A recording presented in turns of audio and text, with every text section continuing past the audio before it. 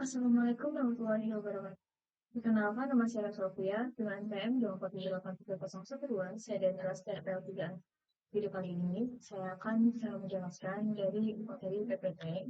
Yang pertama, apa itu PHP? PHP adalah singkatan dari Hypertext Preprocessor. PHP adalah bahasa pemrograman server-side yang digunakan untuk membuat halaman web dinamis seperti login, form, dan sistem website. PHP diproses di server, kemudian hasilnya dikirim ke browser sebagai HTML. Nah, untuk file PHP biasanya berekstensi PHP, PHP 3, atau PHTML. Dalam PHP, kita bisa mencampur HTML dan PHP dalam satu file. Untuk struktur dasar PHP-nya, untuk dasar PHP, pastinya yang pertama ini dimulai dari tab pembuka. Contohnya seperti ini adalah tab pembuka. Kemudian ada kode PHP-nya seperti ini. Nama, umur, tinggi, mahasiswa, hobi. Lalu di sini ada disertai dengan tag penutupnya. Nah, untuk di dalam tab PHP ini kita bisa menulis dengan menggunakan variable, operasi, logika, perintah, echo, dan print. Nah, untuk komentar dalam PHP sendiri, yang pertama ada komentar menggunakan garis miring 2. Ini digunakan jika komentar itu hanya satu garis. Nah, jika komentarnya ingin enter seperti ini, nah kita harus menggunakan garis miring, habis itu bintang, baru menulis komentarnya. Setelah itu, aturan-aturan dalam PHP, yang pertama ada variabel dan tipe datanya. Variabel dalam PHP itu selalu diawali dengan tanda dolar seperti ini.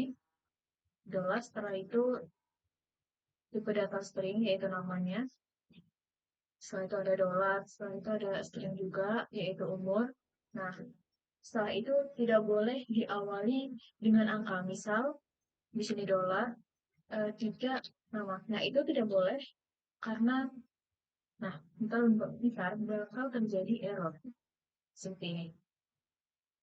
Jadi semua ini harus diawali dengan uh, apa ini? Tanda dolar ini langsung tipe datanya.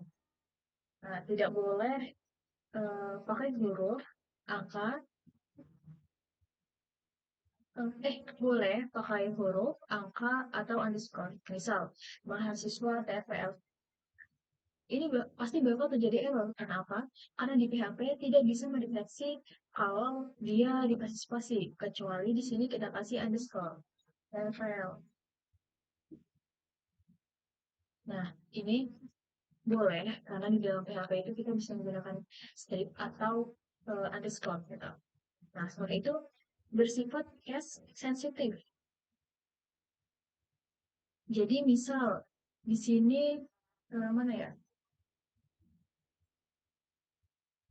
Misal hobi di sini kita menggunakan huruf mana ya?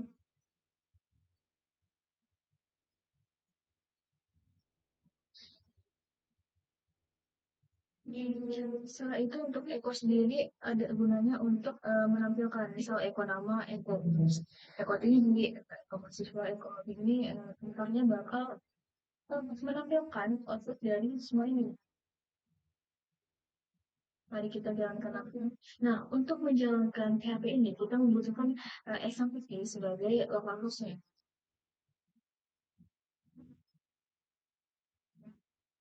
Sebelum kita jalankan, kita harus menghidupkan XMPP-nya dulu, yaitu Apache-nya dulu. Setelah itu baru kita ke browser.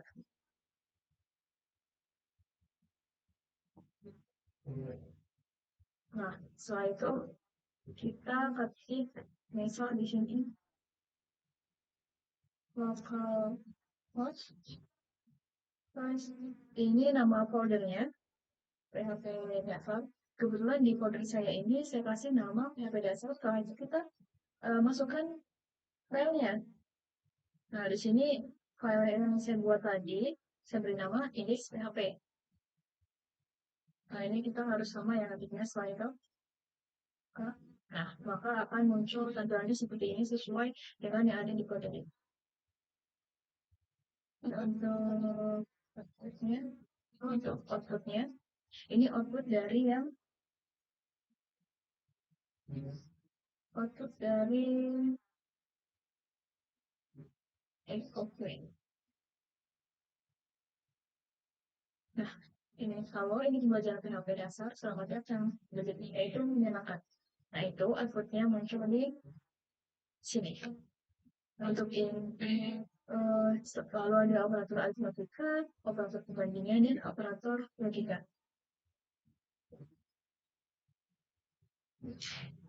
Ini adalah contoh kodenya. Di sini ada contoh untuk menampilkan outputnya. Di sini ada operator aritmatikanya. Ini bila akan menjumlahkan, mengurangi, mengkalikan, lalu bagi, atau membagi. Ini untuk operator perbandingan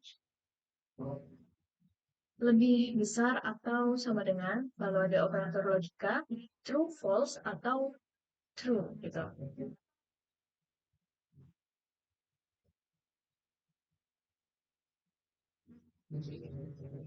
Sekian laporan dapat saya sampaikan. Saya Vivi, Wabillahi Hidayah. Wassalamualaikum warahmatullahi wabarakatuh.